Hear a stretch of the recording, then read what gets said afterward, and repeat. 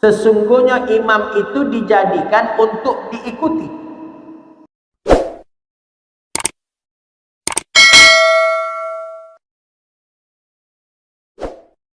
سبيل الدموع سبيل مريح تنهدى يا صاحي كي تستريح وبث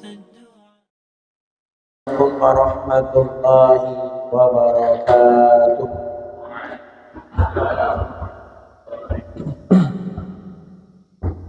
الحمد لله رب العالمين الذي أحيانا بعدما أماتنا وإليه النشور. أشهد أن لا إله إلا الله وأشهد أن محمدا رسول الله. اللهم صل على نبينا محمد وعلى آل محمد. أما بعد، قال الله تعالى في كتابه الكريم: أعوذ بالله من الشيطان الرجيم. بسم الله الرحمن الرحيم. وأقيموا الصلاة وآتوا الزكاة واركعوا مع الراكعين. Bapak-bapak, ibu-ibu jamaah subuh rahimakumullah. Bersyukur kita kepada Allah, alhamdulillahirabbil alamin. Kita masih hidup, dihidupan oleh Allah. Kita masih sehat, disehatkan oleh Allah. Kita masih beriman karena Allah yang menetapkan kita jadi orang. Mensyukuri nikmat Allah ini wajib hendaknya, agar jangan sampai kita lupa dengan nikmat, lupa bersyukur. Kullu nikmatin la tuqarribu min Allah fa hiya baliyah. Setiap nikmat yang Allah tambah, tapi kita tidak tambah taat, tidak nambah dekat, maka nikmat itu kelak berubah jadi bala, azab. Selanjutnya salawat dan salam kepada Nabi kita Muhammad sallallahu alaihi wasallam. Allahumma shalli ala nabiyyina Muhammad wa ala ali Muhammad. Bapak Ibu rahimakumullah, di subuh ini kita masih melanjutkan kajian kita bab fikih. Fikih salat berjamaah. Masuk kita Bapak Ibu ke hadis selanjutnya. Bagaimana cara masbuk, atau masbuk itu makmum yang tertinggal bersama imam. Ketinggalan. Makmum itu ada dua. Ada yang disebut makmum muafik. Muafik itu artinya ia ikuti imam dari awal, tidak ketinggalan. Dan ada makmum yang kedua, makmum yang disebut masbuk tadi. Masbuk tadi artinya ketinggalan bersama imam. Nah, bagaimana ketika posisi kita tertinggal atau masbuk? Ada hadis yang menjelaskan cara masbuk. Kata Nabi, iza ata ahadukum mustalah, jika di antara kamu mendatangi salat, wal imamu ala halin, sementara imam itu sedang melakukan sesuatu, artinya boleh jadinya rukuk, sujud, duduk antara dua sujud, fal yasna kama yasnaul imam, maka hendaklah ia melakukan sesuai yang sedang dilakukan imam. Apa maksud hadis ini Bapak Ibu? Terkadang kita itu kalau masbuk tertinggal, imam sedang sujud, kita tegak, nunggu imam tegak. Nah, itu biasanya. Tapi kita tidak ada situ ya Pak ya. Biasanya, jadi kalau ketika imam itu sedang sujud atau ditunggu kita tegak, menunggu imam tegak. Seolah-olah kita menganggap mengikuti imam itu cuman di saat berdiri. Dan iko keliru. Yang benar iko hadis. Jadi kata Nabi, falyasna kama yasnaul imam. Berbuatlah, lakukanlah sebagaimana yang sedang dilakukan imam. Berarti Bapak Ibu, kalau kita datang terlambat kita tadi, imam sedang sujud atau apapun kondisi imam, berarti tugas kita ikuti imam. Bagaimana cara mengikuti imam? Pertama, tetap rukunnya niat. Karena niat itu yang menentukan diterimanya amal atau tertolaknya amal. Sebagaimana kata Nabi, innamal a'malu binniyat wa innamal likulli imri'in ma nawa. Sesungguhnya amal itu bergantung dengan niat dan seseorang ditengok dari apa yang dia niatkan. Maka caranya niat dulu kita dalam hati, kemudian angkat tangan, Allahu Akbar, takbiratul ihram. Takbiratul ihram, ya rukun. Kemudian baru takbir yang kedua. Nah, takbir yang kedua itu mengikuti imam. Mungkin sedang sujud, berarti kita mengikuti imam yang sedang sujud. Jadi bukan takbirnya sekali. Kan kadang kita takbir sekali, Allahu Akbar, langsung sujud. Jadi takbirnya yang pertama ikut setelah niat, takbiratul ihram. Kemudian langsung kita takbir yang kedua. Takbir kedua kan namanya takbir intikal. Intikal itu artinya takbir setiap berpindah gerak. Hukumnya tidak rukun, hukumnya sunnah. Maka langsung kita takbir ikut imam yang sedang sujud. Ika bapak, ibu. Walaupun itu tidak dihitung rakaat. Jadi walaupun itu tidak dihitung rakaat. Karena kapan kita dapat rakaat? Ketika dapat ruku bersama imam. Man adraka rakaah faqad adraka shalah. Kata Nabi, siapa yang mendapatkan ruku, maka dia berarti sudah mendapatkan sholat. Siapa dapat ruku, berarti dia dapat sholat. Artinya apa Pak Bu? Ketika kita datang terlambat, mendapati imam sedang ruku, dan kita dapat ruku ke imam, itu sudah dapat sholat. Sudah dapat satu rakaat. Tapi kalau imam sudah bangkit dari ruku, i'tidal, itu tidak lagi hitung dapat satu rakaat, tapi wajib kita ikuti imam yang sedang i'tidal. Misal Bapak, mohon maaf kami praktekkan Pak, ketika imam masih ruku, sedang ruku, kita datang terlambat Pak.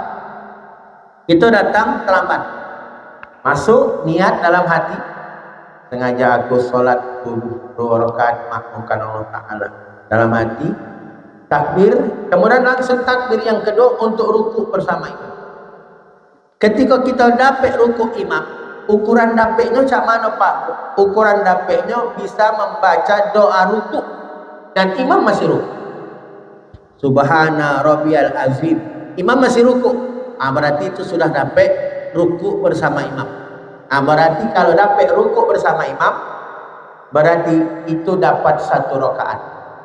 Tapi kalau kita pas ruku, Allahu Akbar, imam kita belum sempat baca, imam la i'tidal sami Allah, maka itu tidak dapat ruku. Berarti kalau tidak dapat ruku, tidak dapat rakaat. Berarti tinggal nambah. Itu maksudnya Pak. Jadi batas akhirnya kita dapat rakaat bersama imam ketika kita dapat ruku bersama imam. Ukuran dapat ruku bersama imam ketika kita bisa baca doa ruku dan imam masih ruku. Itu Pak. Ya Pak. Ya Bu. Di luar kan? Oh di situ. Tidak salah. Kita ke segala salah. Makanya kita kenapa menuntut ilmu itu wajib? Maka kata Nabi kan, talabul ilmi faridatun ala kulli muslim. Menuntut ilmu itu wajib bagi setiap muslim. Wajib. Berarti kalau tidaknya menuntut ilmu, lawan wajib berdosa berarti. Ngapa kita itu diwajibkan untuk ilmu? Karena kita itu diwajibkan beramal. Kita tidak cukup beriman, tapi wajib buktikan iman dengan amal. Bagaimana amal itu bisa dilakukan kalau tidak pakai ilmu? Maka itulah ngapa belajar itu wajib sampai mati. Maka tidak ada kata-kata terlambat, ambo kalau tua tidak pacak lagi belajar. Tidak. Sampai mati kita wajib belajar. Karena segala kita dalam proses belajar. Wajib karena Nabi yang wajibkan. Nah, ika Bapak Ibu, hadis yang pertama tentang berjamaah. Bagaimana status rakaat yang tertinggal ke imam? Misal Bapak, tadi kita datang sholat subuh, imam sedang rukuk di rakaat kedua, kita masuk terlambat. Apakah status kita dengan imam tadi? Dapat kita rukuk ke imam yang sedang rakaat kedua rukuknya? Apakah kita itu dihitung rakaat pertama atau rakaat kedua? Kira-kira rakaat berapa Pak? Imam sedang rukuk di rakaat kedua, kita datang terlambat dan kita dapat rukuk bersama imam, berarti dapat satu rakaat. Pertanyaannya, itu rakaat pertama kita atau rakaat kedua sebagaimana imam?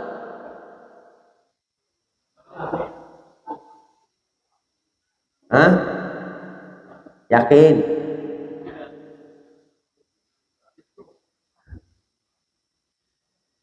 Baik Bapak Ibu, berarti sama kita Pak. Jangankan kita berbeda pendapat, ulama aja berbeda pendapat. Hadis yang menunjukkan, kata Nabi, makasih, fama adraktum fasallu wa ma fatakum fa'atim. Kata Nabi, apa yang kamu dapatkan dengan imam sedang rukuk tadi, maka yang tertinggal sempurnakan. Apa maksud hadis itu? Dari hadis itu Bapak Ibu, bahwa pendapat pertama, ulama yang berbeda pendapat. Jadi ketika tadi kita sedang dapat rukuk bersama imam, imamnya sedang rukuk, kita dapat rukuk walaupun rakaat kedua, status kita itu sama ke imam rakaat kedua. Itu pemahaman pertama pendapat ulama. Maka itulah kalau kita yakin ikut sama ke imam, duduknya ikuti imam. Maka kalau imam duduknya tahiyat akhir, duduknya tawaruk, kita berarti duduknya juga tawaruk. Ke pendapat pertama. Hadis lain, innama ju'ilal imam yu'tama bih. Sesungguhnya imam itu dijadikan untuk diikuti. Maka kata Nabi, jangan selisihi imam. Jangan menselisih. Fala takhtalifu. Jangan diselisihi imam. Fala takhtalifu alal imam. Jadi kita itu tidak boleh menyelisih imam. Berarti kalau tadi imam sedang rakaat kedua, status kita rakaat kedua, maka ada orang yang duduknya walaupun dia masbuk tadi, duduknya tetap tahiyat akhir. Ngikuti imam karena imam sedang tahiyat akhir. Oh, berarti dia berpendapat statusnya itu mengikuti imam rakaat kedua, berarti rakaat kedua. Nah, imam salam, dia mengkodor rakaat yang tertinggal. Dan itu rakaat pertama yang tertinggal. Maka tadi dia artikan wa ma fatakum, dan apa yang ketinggalan darimu, kata Nabi, fa'atimu, sempurnakan. Jadi tertinggal itu dikodok. Maka ikut imam rakaat kedua berarti status kita rakaat kedua, maka duduk kita tadi tahiyat akhir, Tetapi ketika imam salam, kita tidak ikut salam untuk mengqada rakaat pertama. Iko pendapat pertama. Tapi pendapat ulama yang kedua, Bapak Ibu, mengartikan sempurnakan itu, yang kedua bahwa kita itu hitungannya dari awal, tidak mungkin melompek rakaat.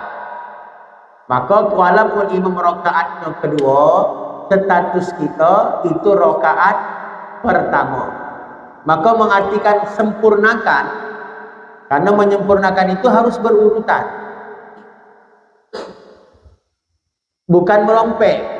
Jadi ikut pemahaman ulama kedua. Jadi jangankan kita tadi berbeda, ulama pun berbeda. Maka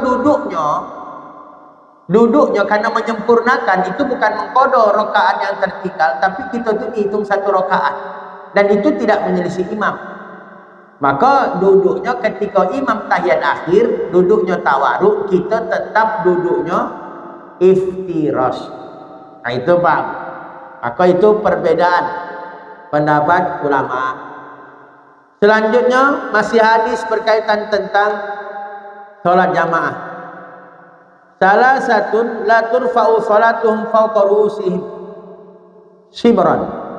Ada 3 orang, kata Nabi, yang sholatnya itu tidak naik di atas palanya walaupun sejengkal. Artinya sholatnya itu tidak sampai di sisi Allah, tidak naik ke langit, tidak naik di atas pala walaupun cuma sejengkal. Siapa mereka? Rajulun amma qauman wa hum lahu karihun. Imam yang dibenci oleh makmum. Itu hati-hati berarti jadi imam tu Pak. Jadi imam yang dibenci oleh kaumnya, dibenci oleh orang-orang, makmumnya. Yang kedua, wa imra'atun batat wa zawjuha 'alaiha sakhitun. Istri, itu hati-hati. Istri yang malam hari suami murka ke. Hati-hati ya, Bu. Dan yang ketiga, wa akhawani mutasariman. 2 orang saudara yang bermusuhan. Dari hadis itu ada peringatan besar untuk seorang imam. Jadi ada kata Nabi, salatnya tidak lewat dari palanya walaupun sejengkal. Siapa itu? Imam yang dibenci kaum. Apa maksud imam dibenci kaum di situ? Yang dibenci bukan urusan dunia tentunya, tapi dibenci dalam perkara agama. Misal imamnya kau masih cok judi online tapi nak jadi imam, masih hobi berzina, masih hobi mabuk, artinya dibenci perkara agama. Maka imam itu tidak lewat palanya di atas dekat. Maka itulah berarti kenapa imam tu harus jadi panutan. Jadi kan imam tu, ya hadis itu menjelaskan. Jadi jangan sampai makmum jamaah membenci gara-gara perkara agamanya, bukan perkara dunia. Kalau perkara dunia tidak boleh, iko tidak berlaku hadis. Mentang-mentang ambo benci ke imam ngapo kaya wian. Ambo benci ke imam bininya banyak misalnya. Itu tidak boleh perkara dunia. Tapi ke perkara agama, ya seperti tadinya dosa, maka dituknya jadi imam, iko yang diperingatan dari Nabi. Salatnya jam makmumnya sah, tapi imamnya Nabi gambarkan tidak naik walaupun sejengkal dari pala. Yang kedua peringatan Nabi, istri yang suaminya murka di malam hari. Hati-hati. Jadi jangan niat sampai laki kita murka. Ya Bu? Jawablah Bu. Kan lemak itu. Sebaliknya, ayyuma imra'atin matat wa zawjuha radin dakhalatil jannah. Seorang istri kalau dia mati suaminya ridho pasti masuk surga. Nah, itu pula kebalikan. Jadi ibu tu berarti posisinya kini mencari ridho suami. Nah, itu aja. Nabi jamin mati istri itu ketika suaminya ridho pasti surga. Kemudian yang ketiga, 2 orang yang bermusuhan. saudara yang bermusuhan. Ikolah juga Bapak Ibu, ngapo kata Nabi tidak masuk surga orang yang musuhan. La yadkhulul jannah qati, tidak masuk surga orang yang memusuhi, bermusuhan, memutuskan. Karena kenapa? Ternyata iko salatnya tidak lewat sejengkal, walaupun dia salat. Jadi orang bermusuhan itu Bapak Ibu amalnya banyak, tapi ngapo dikecek Nabi tidak masuk surga? Karena amalnya yang banyak itu tidak sampai ke langit. Amal yang banyak itu tidak dilaporkan malaikat. Sebagaimana dalam hadis, man hajara akhahu fawqa salasa layal, siapa yang bermusuhan dengan saudaranya, boikot saudaranya, memutuskan silaturahim lebih dari 3 malam, kata Nabi. Lan tuqbala amalahuma hatta yaslaha. Amal mereka berdua tidak diterima, kata Nabi, sampai mereka berdamai. Jadi sampai mereka berdamai baru diterima. Maka Allah perintahkan kepada malaikat dalam hadis itu, anziruhum hatta yaslaha. Diulang 3 kali. Anziruhum hatta yaslaha. Anziruhum hatta yaslaha. Malaikat, tahan. Tidak usah kau naikkan amalnya sampai orang itu berdamai. Tahan sampai ini berdamai. Tahan sampai berdamai. Jadi pahalanya tadi salat maka tidak lewat sejengkal. Pahala-pahala yang lain itu tidak dinaikkan malaikat kepada Allah sampai orang berdua kau berdamai. Maka itulah nyawa tadi kenapa dikecek Nabi tidak masuk surga, bukan tidak beramal. Bisa jadi amalnya banyak, tapi kok tidak masuk surga karena malaikat tidak melaporkan amalan kepada Allah. Karena amalan itu Bapak Ibu dinaikkan hari Kamis, hari Senin. Maka itulah Nabi itu kenapa senang puasa Senin, Kamis. Sebagaimana kata Nabi, wa uhibbu ayyurfa'a amali wa ana shaim. Aku senang amalku dinaikkan oleh malaikat kepada Allah, aku dalam kondisi puasa. Berarti amal kita dilaporkan, ada yang dilaporkan setiap hari, ada yang dilaporkan setiap pekan, ada yang dilaporkan setiap tahun. Kapan amalan kita dilaporkan malaikat kepada Allah setiap hari? Itulah setiap subuh dan asar. Setiap subuh dan asar. Maka diantara orang yang dapat doa malaikat yang menjaga sholat subuh dan asarnya berjamaah. Jadi malaikat itu ada 2 shift, ada malaikat siang, ada malaikat malam. Malaikat siang turun di saat kita sholat subuh sampai ke sholat asar. Dia naik melapor. Malaikat malam turun kapan? Di waktu kita sholat asar sampai ke kita subuh. Habis subuhnya melapor. Maka 2 malaikat kok, 2 shift kok ketemu di saat sholat subuh dan asar. Maka malaikat siang datang, ya Allah melapor, aku datang, dia sedang sholat. Maksudnya kita sedang sholat subuh. Aku tinggalkan dia pun, dia sedang sholat. Maksudnya sholat asar. Itu juga malaikat malam datang. Ya Allah, aku datang, dia sedang sholat. Kita sedang sholat asar. Aku tinggalkan, dia juga sedang sholat. Kita sedang sholat subuh. Maka malaikat 2 shift kok berdoa, ya Allah ampuni mereka karena sudah menjaga sholat. Itu Pak, laporan malaikat setiap hari. Ada laporan malaikat setiap pekan, Senin, Kamis. Jarak ke Senin ke Kamis itu 3 hari. Jaraknya 3 hari. Maka itulah kenapa tidak boleh bermusuhan lebih dari 3 hari. Karena nak dilaporkan kok. Hari Kamis, Senin ke Kamis 3 hari. Kalau yang belum berdamai, maka hari Kamis tidak dilaporkan. Maka musuhan itu boleh, tapi jangan lewat 3 hari. Ibu lagi musuhan ke bapak, tidak seteguran misal. Sediaman ke bapak, jangan lewat dari 3 hari. Karena amalnya tadi nak dilaporkan malaikat. Ada jenis amal yang ketiga, dilaporkan bukan setiap hari, bukan setiap pekan, tapi setiap tahun.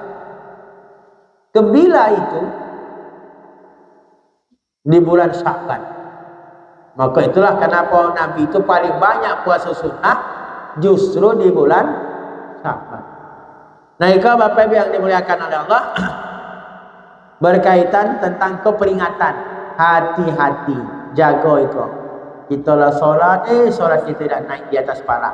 Artinya solat kita tu tidak sampai di sisi Allah, tidak dilaporkan malaikat kepada Allah. 3, imam yang dibenci, istri yang dimarahi suami, murka. Maksudnya apa? Istrinya tidak mengikuti suami, istrinya tidak melayani suami, maka murka suami di mana?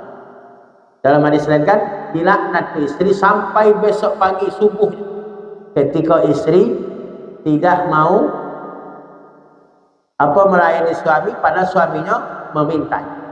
Dan yang ketiga, orang yang bermusuhan. Selanjutnya Bapak Ibu, hadis tentang salat berjamaah itu.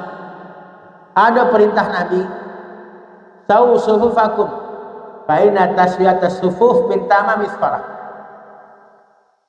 Diluruskan dan dirapatkan salat. Karena itu kata Nabi menjadi sempurnanya salat. Sempurnanya salat. Kenapa Pak mau dijelaskan oleh ulama? Karena sepanjang kita salat itu tak pernah berhenti kita dari gangguan setan. Dulu pernah kita bahas ada jenis-jenis setan. Ada setan yang khusus tugasnya ganggu kita salat, namanya khantab atau khintib. Nah, setan itulah yang tugasnya merusak salat kita. Walaupun berjamaah, apalagi sendirian. Ketika azan, setan yang di masjid lari tunggang langgang sampai terkentut-kentut dalam hadis. Selesai azan, dia balik lagi ke dalam masjid. Habis itu qomat, dia lari lagi setan sampai tidak dengar qomat, terkentut-kentut. Selesai qomat, dia balik ke masjid. Nah, ketika kita mulai sholat, disikol setan merusak sholat kita. Maka kata Nabi, sempurna sholat itu dengan lurus dan rapat. Kenapa? Karena ada celah antara kita sholat, maka disikolah setan bisa melintas, bisa lewat, sehingga dari dia dengan mudah menguasai kita yang sedang sholat, walaupun berjamaah. Maka jangan heran, kadang imam baca Al-Fatihah, kita ngayal. Habis ikam nak ke pasar beli pala ikan. Imam sedang baca Al-Fatihah. Karena dia tadi kendak-kendak aja setan, ada celah yang dikasih. Maka kata Nabi, jangan kasih celah dengan setan. Rapatnya. Maka akan lebih khusyuk kita sholat itu dengan rapat daripada renggang. Karena ada celah. Kita ngasih celah dengan setan. Kalau rapat, setan tidak bisa tembus. Maka dibuktikanlah tuh Pak, lebih khusyuk kita kalau sholat itu rapat daripada renggang. Karena renggang itu setan akan mudah memasuki kita. Dia mudah menguasai kita. Sampai selesai sholat. Sah sholat kita. Sah. Karena kenapa? Khusyuk bukan bagian dari rukun sholat. Cuman tadi kata Nabi tidak sempurna. Sholatnya sah tapi tidak sempurna karena tidak khusyuk. Maka luruskan rapat saf itu usaha untuk menyempurnakan sholat maksud. Nah, itu Pak. Jadi jangan anggap remeh. Saf rapat lurus. Jangan anggap remeh. Bahkan kata Nabi, luruskan rapatkan saf. Kalau tidak, kelak Allah buat kamu berselisih. Maka kadang kita tuh Pak, kita mudah berselisih. Itu perkara urusan saf rupanya. Ngapa banyak kita musuhan dalam masjid? Ngapa biasanya pengurus masjid itu ribut dekat jamaah? Itu ada masjid, ketika pengurus masjidnya jadi pengurus korajin. Habis masa, bentuk pengurus baru tidak terpilih lagi, sampai gini tidak ke masjid. Pengurus yang mantan pengurus. Nyata tuh Pak. Mudah kita tuh bersisi padahal dalam masjid, apalagi di luar masjid. Salah satu sebabnya perkara saf. Karena memang kata Nabi, mudah berselisihnya tadi kita ketika tidak mau merapatkan saf. Maka kita tengok saudara kita yang istiqomah tuh, kalau sholat rapat saf, tengok persaudaraan begitu hebat, begitu ketat hebatnya saudara kita yang saling perhatian dengan saf, nempel terus kok kakinya. Tengok di luar sholat betapa hebatnya ukhuwah mereka dan tidak berselisih. Nah, itu Bapak Ibu berkaitan masih sholat berjamaah. Kita buka tanya jawab, disilahkan Pak. Silakan Pak. Waalaikumsalam warahmatullahi wabarakatuh. Ya Pak.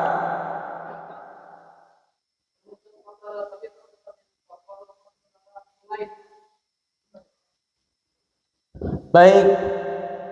Apakah saudara kandung, apakah saudara lain? Memang ulama menjelaskan saudara pertama dimaksud saudara kandung. Sebagaimana silaturahim. Silaturahim itu menyambung rahim, yang serahim, yang masih bahasa kita yang masih saudara. Ada ulama mengartikan itu saudara kandung yang ada hubungan darah. Jadi silaturahim itu menyambung yang masih ada hubungan rahim. Bukan kunjung balas kunjung yang tidak ada hubungan rahim. Tetangga datangi tetangga, itu bukan silaturahim, itu namanya silatul ukhuwah. Menyambung persaudaraan, ukhuwah, saudara seiman. Tapi ulama kedua mengatakan itu juga walaupun bukan kandung, karena kita tuh saudara sesungguhnya. Saudara yang masih serahim asal yang sama. Saudara yang satu akidah. Jadi ada dua makna ulama. Satu mengatakan saudara kandung kontan. Yang kedua saudara seakidah. Itu Pak. Jadi untuk kehati-hatian, tetap saudara itu bukan hanya yang kandung yang bermusuhan, tapi saudara seiman. Begitu Pak. Ya silakan Pak.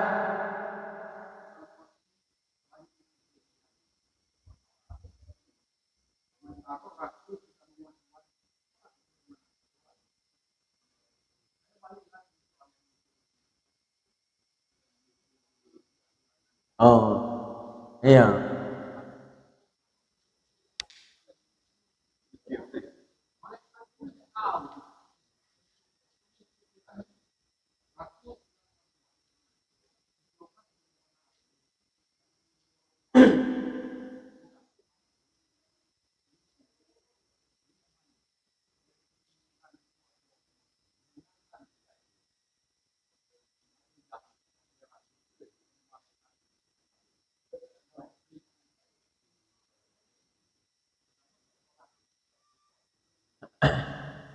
Baik,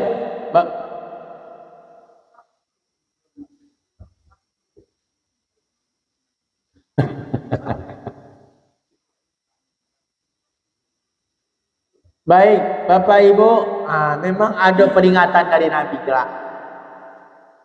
Jadi ketika kita menganggap sudah mengikuti Nabi, kita menganggap, tapi ternyata kita tidak mengikuti Nabi. Karena kenapa? Kita menyelisihi Nabi. Berbeda karena melakukan amal yang itu mungkin menurut kita elok, tapi tidak ada perintah dari Nabi. Qul hal nunabbiukum bil akhsarina a'mala alladzina dhalla sa'yum fil hayatid dunya wa hum yahsabuna annahum yuhsinuna sun'a.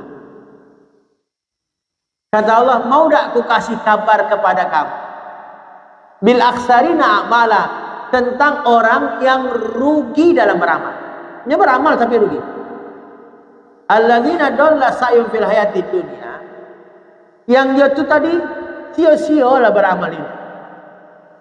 Tetapi wahum yahsabun, tetapi mereka menganggap yuhsinuna sun'a, nyalah berbuat baik. Menganggap amalnya lah baik, tetapi amalnya itu sia-sia. Itulah orang disebut tadi bil akhsarina amal, serugi-rugi orang beramal. Apa masalahnya? Salah satunya sebabnya nyo beramal tidak ngikuti Nabi. Maka amal itu Bapak Ibu oleh ulama, syaratnya dua inti. Kalau nak amal diterima, satu, wajib ikhlas. Wa ma umiru illa liya'budullaha mukhlishina lahu-d-din. Tidaklah kita diperintahkan oleh Allah untuk beragama itu kecuali ikhlas, jalankan perintah Allah. Maka syarat mutlak amal diterima, apapun ikut jenis amal, syaratnya pertama tetap niat. Syarat pertama tetap niat, karena niat itu menentukan. Maka dalam satu riwayat, an-niyatu ahammu minal amal, niat itu lebih penting daripada amal. Niat itu terkadang lebih penting daripada amal. Itu bayangkan pentingnya niat itu Pak. Kenapa? Karena bisa jadi ada orang beramal salah niat sio-sio. Dulu pernah kita bahas 3 orang beramal amal yang besar tapi sio-sio, masuk neraka. 1 orang mati syahid, 2 orang belajar agama, baca Quran, orang yang ketiga orang yang sedekah.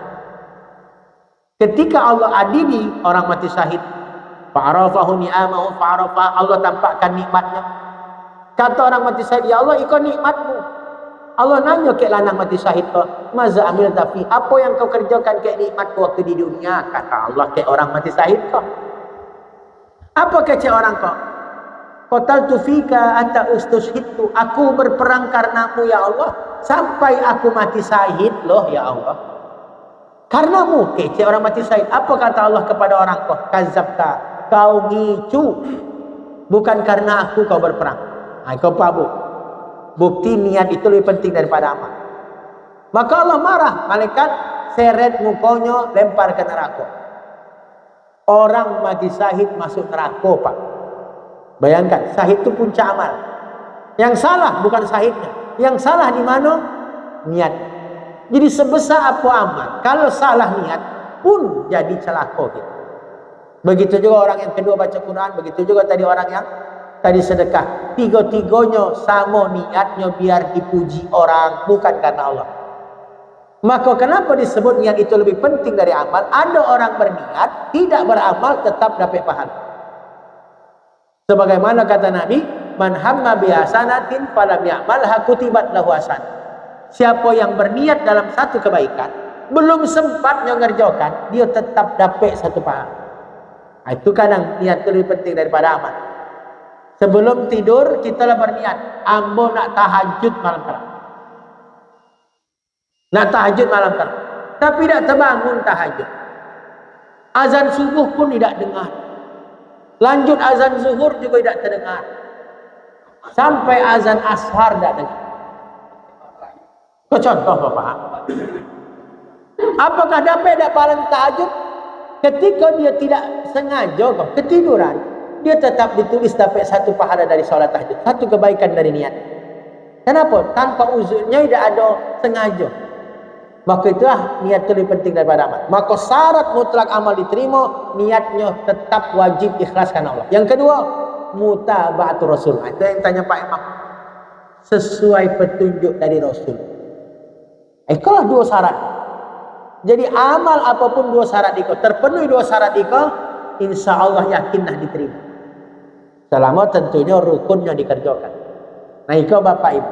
Jadi tetap wajib ikuti Rasul. Tapi ngapa ada berselisih ulama? Bahasanya mungkin bukan berselisih, berbeda dalam memahami dalil.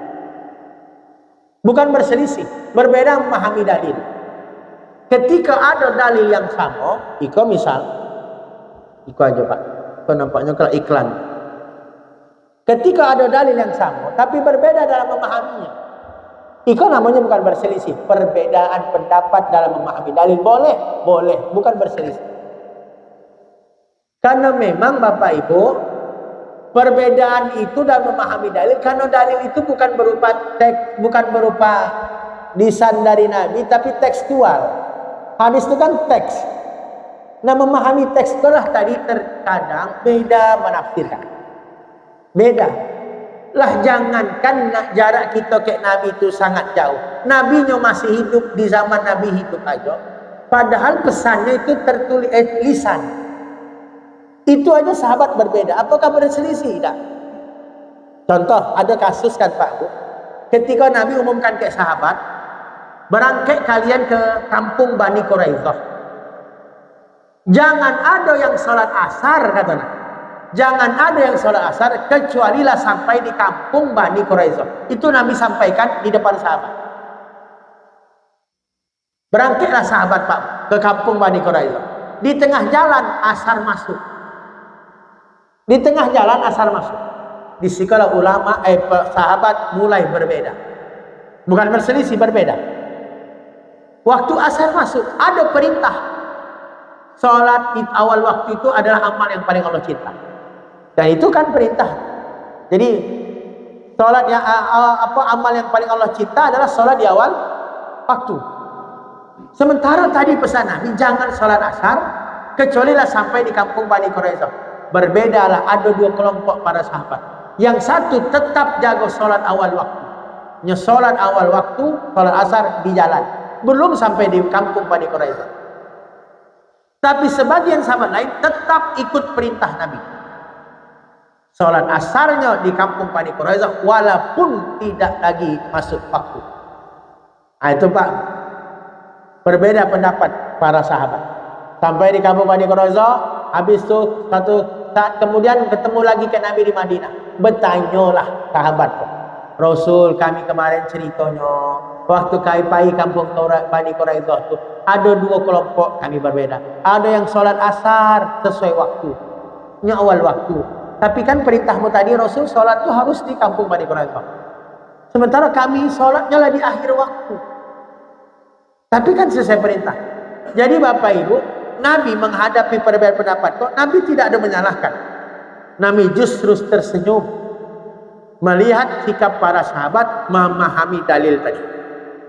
Jadi sahabat yang sholat di awal waktu kok benar karena ada dalilnya. Sahabat yang sholat tadi di akhir waktu di kampung Bani Quraidah karena memang ada perintah secara lisan, sabda Nabi. Maka ika Bapak Ibu, Nabi tidak menyalahkan. Nabi katakan dua-duanya benar. Dan itu bukan perselisihan. Artinya ketika ada dalil, sama mungkin dalil, tapi berbeda memahaminya, itu bukan perselisihan, tapi perbedaan memahami dalil. Jadi cak mana biar selamat? Kita ikut guru. Nah guru itulah namanya mazhab dalam fikih. Imam mazhab. Ketika tadi memahami satu dalil tapi multi tafsir, multi makna dia, maka kita kan tidak paham. Maka kita fas'alu ahla zikri in kuntum la ta'lamun. Bertanyalah kepada yang tahu kalau kau tak tahu. Tempat kita bertanya kepada siapa? Kepada guru. Guru itu siapa? Itulah imam mazhab. Maka itulah kita itu lebih harus bermazhab. Harus bermazhab. Untuk apa? Karena kita tidak bisa memahami dalil. Kita tidak ada ilmunya. Maka kita tetap menanya kepada guru, imam tadi. Jadi mazhab itu kalau boleh kita ibaratkan guru. Oh, kecik Imam Syafi'i, guru kita Imam Syafi'i. Oh, maksud Nabi ko, cek iko, angkat telunjuk ko, cek iko maksud. Mungkin cek itu, Pak. Jadi kesimpulannya, selama masih ada dalil, terus berbeda memahami, itu bukan perselisih. Itu artinya ada peluang kita untuk mengikuti mana yang kita yakini. Itu peluang, bukan perselisihan, begitu Pak. Yang perselisihan itu tak ada dalilnya kerjakan. Tak ada dalilnya kerjakan. Itu yang disebut tadi kalau tidak diakui Nabi, umat Nabi.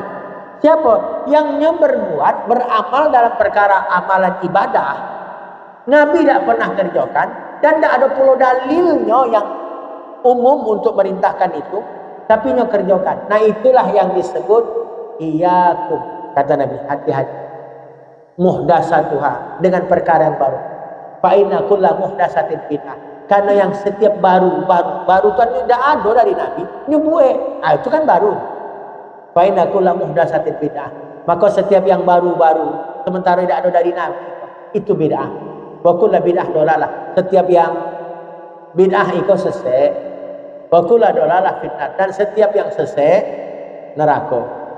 Dari situlah yang disebut tadi hati-hati tentang beramal tanpa dalil. Itu tadi Pak. Walaupun kalau ulama berbeda lagi, bid'ah itu ada dua. Lah jeleh-jeleh tadi kece Nabi, setiap bid'ah sesat. Tapi memahami hadis itu aja ulama berbeda pendapat. Lah jeleh hadisnya setiap bid'ah sesat. Tapi ulama beda lagi, bid'ah itu ada dua. Ada yang baik, ada yang tidak baik, hasanah, ada yang tidak hasanah. Yang sesat. Pada hadisnya tadi setiap bid'ah sesat. Berbeda pendapat ulama, benar tak? Benar, karena memahami makna bid'ah yang mana. Bid'ah yang bukan perkara ibadah kok, bid'ah yang disebut perkara akidah. Di situ ulama sepakat kalau perkara bid'ah dalam perkara akidah itu memang sesat. Tapi kalau perkara ibadah, maka ada dalil yang diikuti oleh sahabat sebagaimana Umar bin Khattab. ketika mengumpulkan Quran. Kan itu bid'ah. Tidak pernah Nabi nyuruh mengumpulkan Quran. Padahal itu usul Umar, kece Abu Bakar ke Umar, itu bid'ah. Dah ada Nabi perintahkan mengumpulkan Quran. Kece Umar, kalau ikut bid'ah hasanah. Kalau ikut bid'ah hasanah. Ada dikata ikolah, oh berarti bid'ah itu ada bid'ah hasanah. Yang bid'ah segalanya sesek itu dalam perkara akidah. Itu tidak ada tawar menawar. Nah itu tadi berbeda, bukan berselisih. Selama ada dalil, mungkin kayak itu Pak. Jadi kalau nak aman, beramal aja sesuai dalil. Selesai. Kalau tidak ada contoh dari Nabi, tidak usah dikerjakan. Walaupun indah nampak. Aman, insya Allah aman. Lah yang Nabi contohkan aja tidak segalanya. Pacak kita kerjakan. Iko nak buat amalan baru yang tidak ada dari Nabi. Nah, itu yang jadi masalah. Begitu Pak. Wallahu a'lam. Ya Pak.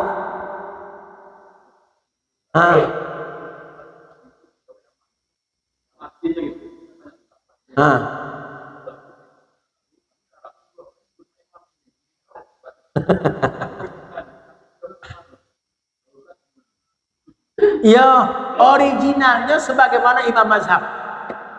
Ya, sebagaimana Imam Mazhab. Maka kita bermazhab Imam Syafi'i, insya Allah original. Yang bermazhab ke Imam Malik, insya Allah original. Karena tadi Bapak, memang memahami dalil itu perbedaannya memahami dalil, tapi dalilnya sama. Contoh, dulu pernah kita bahas. Di hadis itu kan Nabi menggerakkan telunjuk. Itu bunyi teks. Nabi menggerakkan telunjuk. Tapi kan tidak ada video cak mana kebilo Nabi menggerakkan telunjuk. Cobalah dulu tulah ada yang merekam. Tidak kan ada perbedaan kita sholat. Tapi hadisnya Nabi menggerakkan telunjuk. Nah di sekolah Imam Mazhab tadi berbeda. Oh, menggerakkan telunjuknya itu ketika asyhadu Allah, kece Imam Hanafi, illallah turunkan. Memahami dalil tadi. Kece Imam Syafi'i tidak, illallah, asyhadu alla ilaha illallah. Tidak usah turun-turun. Kece Imam Maliki bergerak itu setiap menyebut lafaz Allah. At-tahiyatul barakatuh salawatut thayyibatu lillah, bergerak. Dalilnya sama, memahami berbeda. Nah itu tadi. Yang mana original? Berarti original kalau dalilnya sama. Berbeda memahami. Jadi kan ketika membahas fikih itu Pak, Bu, lah jangankan tadi jarak kita kayak Nabi lah jauh, Nabi masih hidup aja berbeda. Contoh, baca Al-Fatihah. Imam Syafi'i wajib baca Al-Fatihah. Nak sendirian sepakat para ulama. Ketika salat kita sendirian wajib baca Al-Fatihah berdasarkan hadis la salata liman lam yaqra bi Fatihatil kitab. Tidak ada salat bagi yang tidak baca Al-Fatihah. Maka Al-Fatihah itu rukun. Iko yang dipahami oleh Imam Syafi'i. Berarti kalau tidak baca Al-Fatihah tidak sah salat. Sepakat ulama. Kalau salat sendirian, berbeda ketika salat berjamaah. Nah, iko pula Pak. Ketika salat berjamaah berbeda. Kenapa berbeda? Karena ada hadis lain jelaskan. Man kana lahu imam, siapa yang punya imam, artinya berjamaah. Fa qira'atu imam, maka bacaan imam itu bacaan makmum. Nah, Imam Hambali memahami iko dalil yang iko. Oh, kalau berjamaah berarti tidak usah lagi salat, tidak usah lagi makmum baca Al-Fatihah. Itu kata Imam Hambali. Benar lah itu hadis.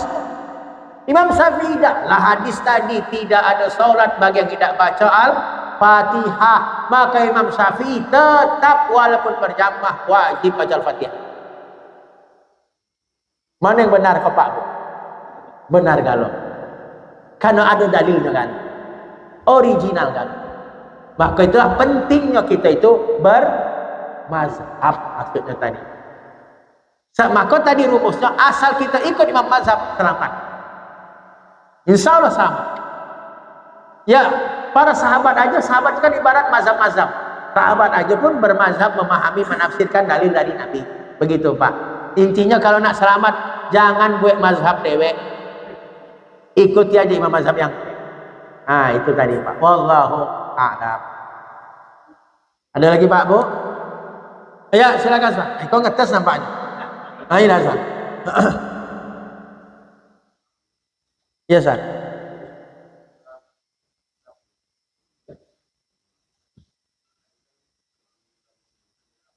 Hmm. Hmm. Ah.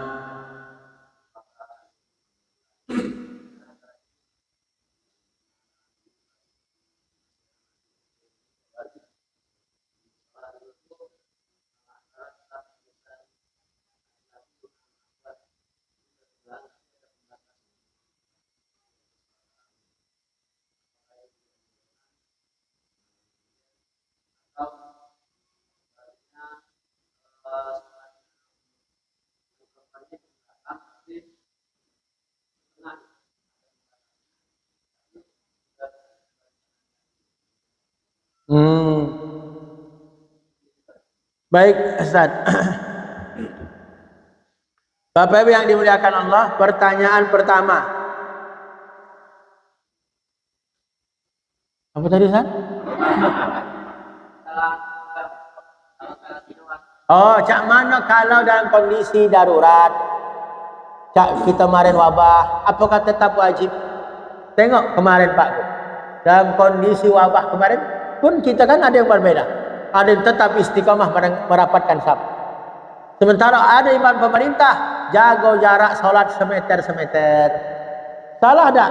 Nah, memang kalau kita pahami, ya itu tadi berbeda memahami dalil. Itu contoh tadi. Makasih Ustaz lah contoh. Ada kaidah. Kaidah itu darul mafasid muqaddamun ala jalbil masalih. Menolak mudarat itu harus diutamakan daripada mengejar maslahat. Jadi menolak bahaya itu harus lebih diprioritaskan daripada nak ngambil manfaat. Tim ahli kesehatan mengatakan tertular wabah corona itu dengan jarak dekat. Tertular kita. Sementara perintah solat itu tetap wajib. Maka cak mana untuk mencegah biar tidak tertular, solatnya dijaga jarak. Maka menjaga jarak, itulah kaidahnya tadi. Menolak bahaya harus lebih prioritas daripada nak mengajar manfaat. Rapat saf itu cuma jadi sempurna, bukan sah. Sempurnanya solat. Itu manfaat saf rapat. Sementara kalau kita menolak bahaya, itu kan harus lebih diprioritaskan. Maka lebih baiknya merentangkan saf itu lebih utama. Nah, benar tak? Benar kan itu kaidah. Sebagaimana Umar ketika akan pergi ke kampung itu, kan Umar larang, mencegah. Di situ ada wabah, jangan pergi. Jadi mencegah itu memang harus diutamakan daripada ngambil manfaat. Tetapi ada yang kedua, tetap ribut, kan banyak pengurus masjid ribut. Yang ada yang nak tetap taraweh, ada yang taraweh tapi jaraknya semeter, ada yang masjid tidak nak taraweh sama sekali. Ada tuh. Dan beribut tuh masjid pengurus. Dan itu kan nyata tuh Pak. Nah ada yang tetap taraweh dengan tidak ngulung ambal, tetap ambalnya, tetap rapat. Dan alhamdulillah juga kata pengurus yang cerita, kami tidak ada yang tertular Pak Ustaz. Itu ada itu yang cerita kayak kami di kota. Jadi benar tak yang rapat? Ya benar, kan tadi ada dalil. Jadi itu tadi contoh memahami dalil berbeda. Jadi mana yang benar? Sah tak salat yang jaraknya semeter? Sah, karena saf rapat lurus bukan rukun. Dia menjadi sebab sempurna salat. Nah, dalam kondisi wabah, dalam kondisi darurat yang tidak boleh itu bisa jadi boleh. Ad-daruratu tufitul mahdurat. Dalam kondisi darurat membolehkan yang tadi dilarang. Yang kedua, bagaimana saf wanita di samping laki-laki? Kalau kita tengok hadis kan Bapak Ibu, sebaik-baik saf laki-laki adalah di depan. Seburuk saf laki-laki adalah di belakang. Seburuk. Maka jangan pernah milih saf di belakang. Itu biasanya terjadi dalam sholat Jumat. Sengaja milih belakang karena milih santaran. Biasanya bapak-bapak. Sebaliknya, sebaik-baik saf wanita adalah paling belakang.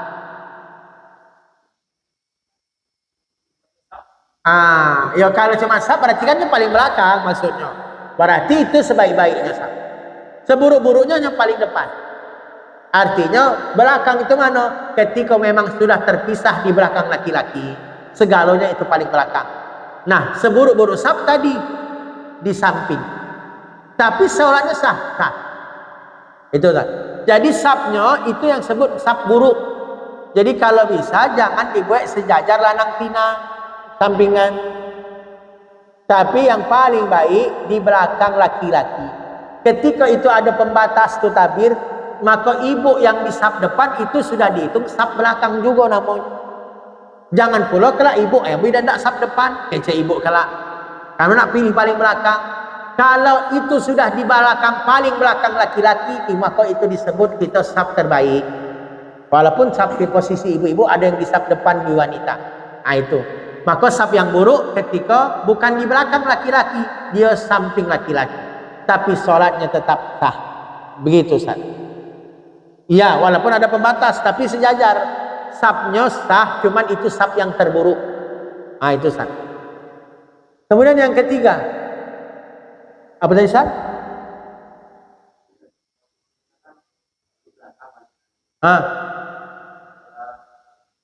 Oh sudah ya. Jadi dah bercampur. Nah itulah Bapak Ibu, wajib ada pembatas laki perempuan. Ada sutroh, ada penutup. Ya, kecuali memang darurat. Biasanya sholat id itu kan yang rame. Yo kalau darurat tidak bisa lagi diakali, yo insya Allah tetap sah. Karena saf itu bukan bagian dari rukun sholat. Insya Allah sah. Cuman itu seburuk-buruk saf. Ah itu tadi saf.